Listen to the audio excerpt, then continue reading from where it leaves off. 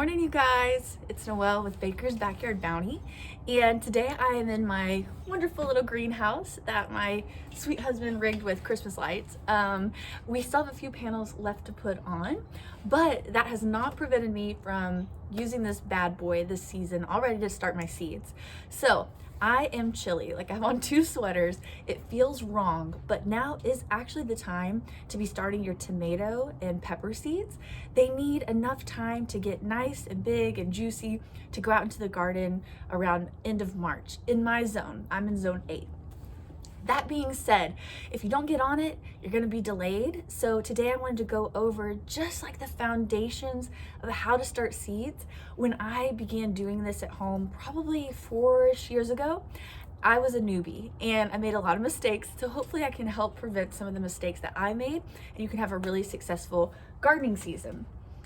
So what I'd like to go over today is the containers, the type of soil to use, the difference between seeds that need bottom watering, seeds that need light for germination, seeds that need heat for germination.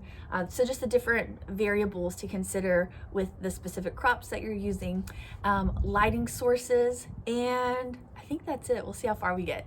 Before I continue, please, if you like gardening tips, if you like following along with our journey, turning our backyard into a homestead, go ahead and subscribe. That way you can be alerted whenever new videos pop up, new content, and I'm really excited for this garden seasoning. We have some really awesome stuff coming down the pipes, especially towards the summer's farmers market. So, step 1, you are going to need containers in order to start seeds. Now, you can get really fancy and spend a bunch of money on cute containers. I don't think I've bought containers maybe in 4 years. I don't know. I just always, when I buy a plant at the nursery, I always keep the containers. And so by now I have just gobs and gobs and gobs of these. So it's easy to think that, oh, that's cheap plastic, just like throw it away, whatever. But if you hold on to these, it really is rewarding to not have to go out and pay for these. You can buy them. Bootstrap Farmer, I think, has a bunch of seed starting stuff. Haas Tools as well. Those are 2 companies online where you can get some really good materials for seed starting. I'll share some of the things that I've got from there. But yeah, just you can use this. You can use big cups like this. You also can just use like red Solo cups. So if you have like a rager, a really fun party, at the end, just collect all the red Solo cups, poke some holes in the bottom. The main consideration is that it has drainage in the bottom. That's really all that matters. I've started them in empty to-go containers that I've gotten from restaurants. Like, don't spend a lot of money on this, but just make sure if the container doesn't have drainage, that you just poke some holes with a knife. You can drill them with like a drill bit. But that's the most important part because you don't want the roots of the plant to get waterlogged. That's gonna really, it could kill your plant. All right, so containers. Yeah, doesn't really matter. What does matter with that though is the size and your pocketbook.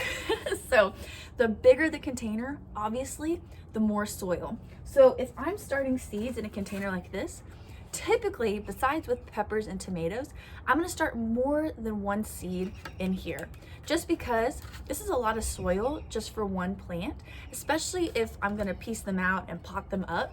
Potting up is just like garden lingo for putting them in a bigger pot so they can grow and grow and grow until you're ready to set it out into the garden.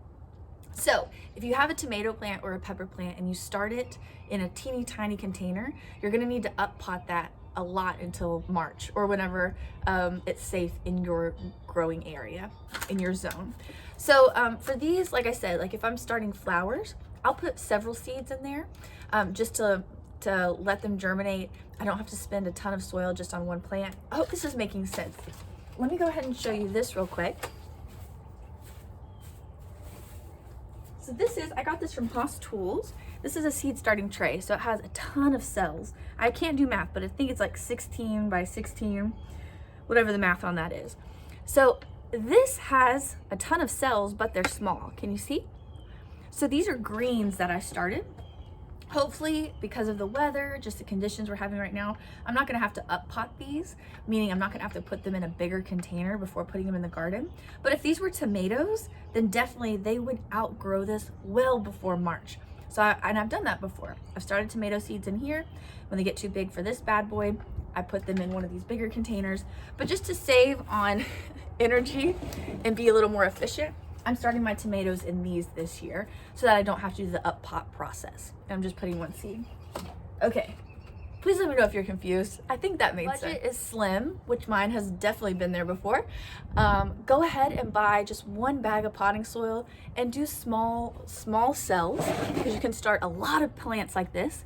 Save up a little more coin, go buy you another bag of potting soil and up pot into a bigger pot that requires more dirt. You get what I'm saying? If you have all the funds, go ahead and start with the big bad boys, whatever. But if you want to save some money, just do it small, and then over time, the cost is kind of spread out over time whenever you can just add more soil. Next, soil. You have your containers. Now what are you going to fill them up with? So I have definitely, I'm not say like been suckered into, I've definitely used seed starting mix. There's Jiffy has one that's at a lot of Lowe's. Purple Cow is one I've used. So seed starting mix is great, nothing wrong with it. However, what I have learned, and in my own experience, is that if I use just regular organic potting soil, that the nutrients from the potting soil sustain my plants longer than the seed starting mix. The seed starting mix doesn't have as many nutrients to carry the plant long term because it's just for a short window. I've had to supplement that with like an organic fertilizer for my seedlings. Something like this.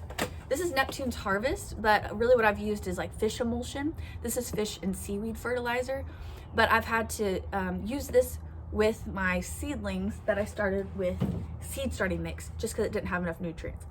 So lesson learned. What I use now is just an organic potting mix. Let me grab the one I use. This one is by no means the best on the market, but at our local Lowe's, this is the only organic potting mix they had. So this is what I use. Happy girl. And I've had success with it. I'm pretty proud of my seed starting skills. So use potting mix instead of seed starting mix, although that's counterintuitive, in whatever container you choose to use. So something really trendy these days are these like biodegradable pots, and I have nothing against them. I actually have rarely used these, but some of the benefits are that you can plant this right into the ground. So crops that don't like their roots disturbed, you don't have to pull them out and plant them into the garden. You can just plop this bad boy down. I'm not going to speak too much to this because I haven't had a ton of experience with it. They tend to be expensive, so that's really the reason I haven't used them. But if you really want to go for it, you can try these. These were given to me. So I might even just make these into gifts because they're kind of cute. Tie a ribbon around them with a little plant inside. So that's kind of the difference between the biodegradable ones and then the standard plastic. Okay, so you have your container, you have your soil. Now for your seeds. What's important is learning how to read a seed packet. So these are from Seed Savers Exchange. These are just some I grabbed off the bar. Garden Sunshine Pepper and a canner whole tomato. These are from Baker Creek Heirloom Seeds. I like using both of these companies. If you are a beginner gardener, I would say Botanical Interest is gonna be gold, because Botanical Interest has information all down the back of the seed packet. You open up the seed packet, inside there's information about the plant, what it's supposed to look like when it germinates. It's really good for education. Down below in the description, I have an affiliate link for Botanical Interest, where if you order through that link, it benefits our family, so it's kind of like really symbiotic. But I order a lot also from Baker Creek and Seed Savers Exchange. So each company provides you with a different level of information. But what you'll see back here, this is straw flower. Can you see that? It tells me how many days I should see sprouts. So that's good, a good little gauge. So this one said it should sprout between 7 to 10 days, the ideal temperature that it grows at, how deep to plant the seed, that's what we're gonna hone in on, how far apart to space the plants out in the garden, if it's frost hardy or not, meaning can it withstand a light frost or will it die, and then the minimum amount of sun required. Okay, it also gives you some planting instructions and a little background. Seed Savers Exchange, very, very similar. Over here it says germination. That's the same thing as sprouts in blank days, the germination is when the sprout surfaces above the soil. So I will say different plants obviously have different germination rates and times. Some of them need heat specifically in order to germinate. So with my tomato plants and my pepper plants, I always put a heat mat underneath those, not to trick them, but kind of like to simulate that it's time for summer, come on out. And that really helps, in my opinion, has helped my germination rate and the seedlings coming up quicker, is putting a heat mat. And you can get one of those off of Amazon. I'll see if I can link mine below if I can find it. Straw flower is why I picked this one out. Some seeds actually need light to germinate. Straw flower is one of those. So I misplanted straw flower for many seasons before I realized, you know what, it doesn't even need dirt on top of it. Sprinkle some on the surface of the soil, and then press it down, or water the soil so it's a little wet. Press it down with my fingertips. Do not put any dirt on top because it needs light on the seed itself in order to germinate. And then I've had great success. So just make sure that you're reading really carefully, because even just a small layer of soil on straw flower seeds, they won't germinate because they're not getting that direct light. Okay? It's important to also pay attention to how deep to plant the seed. So oftentimes it'll say a 1/4 inch surface sow. Surface sow means putting your seeds on the surface of the soil and just pressing it down with your fingertips like straw flower. An 1/8 inch deep. I do not bust out my ruler. If you do, that is so cool. I'm glad there are people like you in the world. I just guesstimate. Kind of an adage I've heard is you want to plant the seed about double the height of the seed. So the smaller the seed, the shorter the hole, the less deep you will plant it. The larger the seed, the deeper you'll plant it. So that's kind of just something that helps me eyeball when I'm doing my seed starting. Finally, lighting. Let's talk about lighting. When I started, I really didn't want to invest money into a grow light because I was like, that's an extra expense. It feels kind of bougie. So I would set them in the windowsill.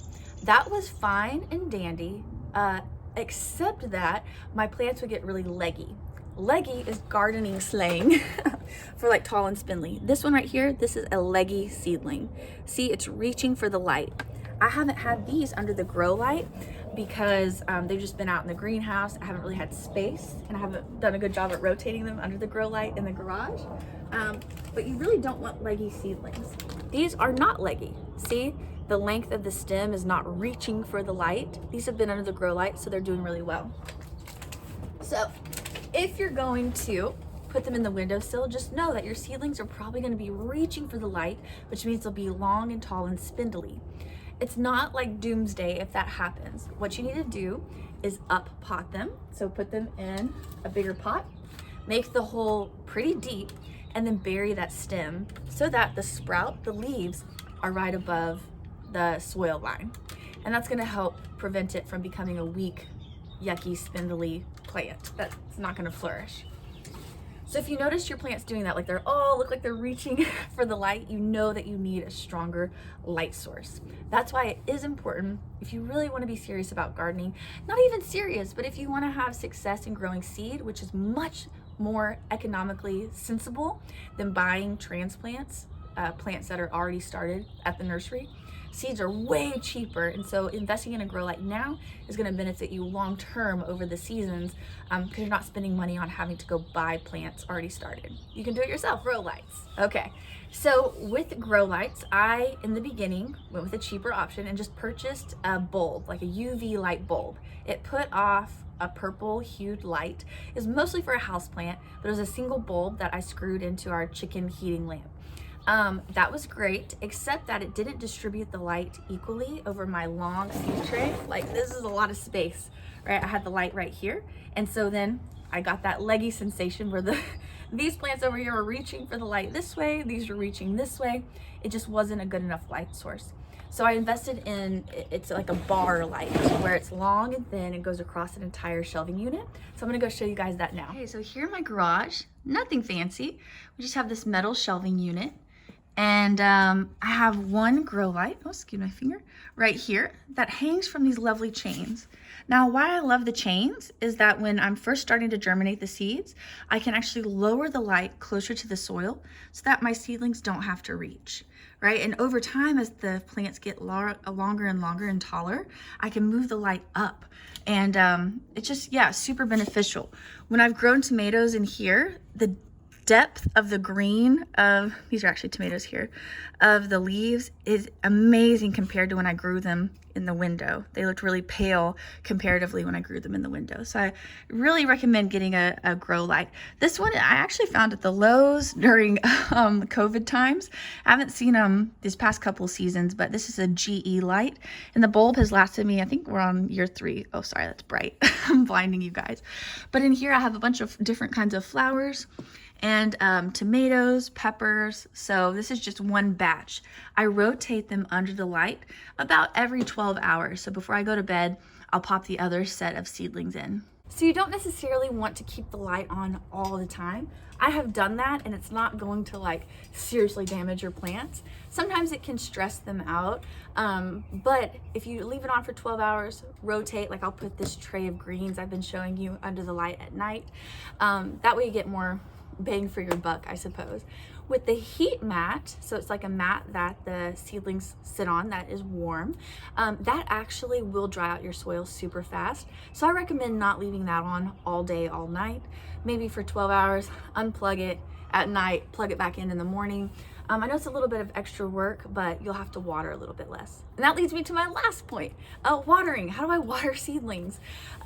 Great point. So with ones like straw flower, I think I actually have those right here. Let me see. Okay. Yeah, these are straw flower. So for example, they're tiny, they need light to germinate, but what will happen is because they're not deep in the soil, they'll dry out really quickly. So you wanna make sure that these stay really, I hate this word for some reason, but moist. So what I've been doing is using a spray bottle just to keep the surface of the soil, because my seeds are sitting right there, to keep them wet. What I have found works better, again, trial and error, is putting them, we got these busboy tubs at a restaurant supply store for super cheap. So I set my pots in these, and that way I can bottom water, meaning I can water down into the bus tub instead of the surface, and the roots grow stronger because they reach down for the water to absorb it up, versus keeping the roots a little more shallow by pouring water on top. They don't have to work as hard. So I have gotten much better root systems by bottom watering.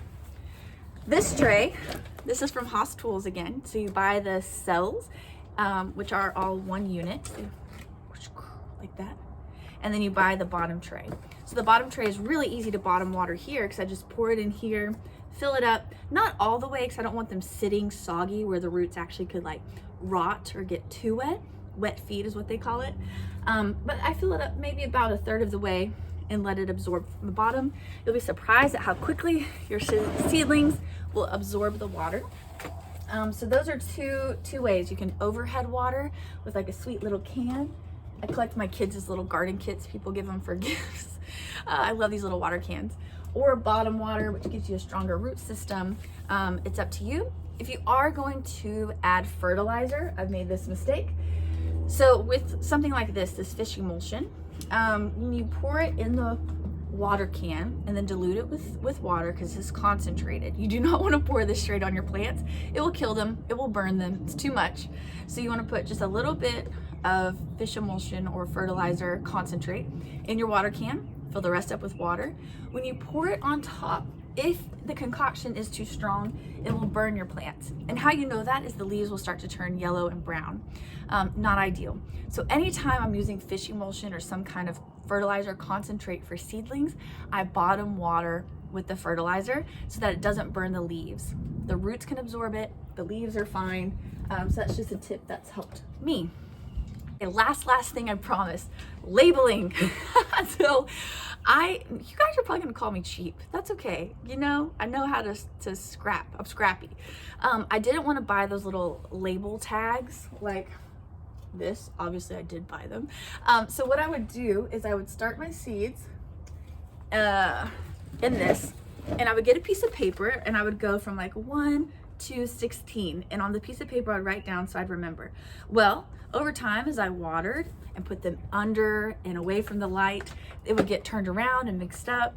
And now I'm pretty good at knowing what seeds look like to be able to identify them when they sprout their seeds or their leaves. But let me just tell you, don't mess with all that. Like, make you some cheapo ones. A lot of people like to recycle or repurpose window blinds because it's similar to this kind of plastic, hardy plastic. You can write on it with Sharpie. Sharpie does fade over time. I've had better luck with like a CD marker. I don't think I have one out here, but it's a CD, it's a marker you use to write on CDs. That has gotten less sun wear and tear than the Sharpie. The Sharpie fades quicker. But these are just little plastic. And so what I do is I actually recycle these. Like, I've used these 3 seasons now. So I'll just write over in maybe a different color or up in the corner the name of the plant. So like, this was from last year, or this is from this year. So it's worth it. It's worth it, because there's nothing worse, and I do this every single season, when you put something in the garden and you're like, I'm not sure what that is, but I really hope it grows here, and I hope it's what's next to this, it's the same thing as this plant, because it's all like a jumbled mess. So make sure that you label, especially as you're learning. In order to gather accurate information and observations, it's important to know what you're growing. Maybe that's a no-brainer. But I think that is all I have for you guys today. I mean, I could go into so much more depth, but hopefully this was a good little booster for you.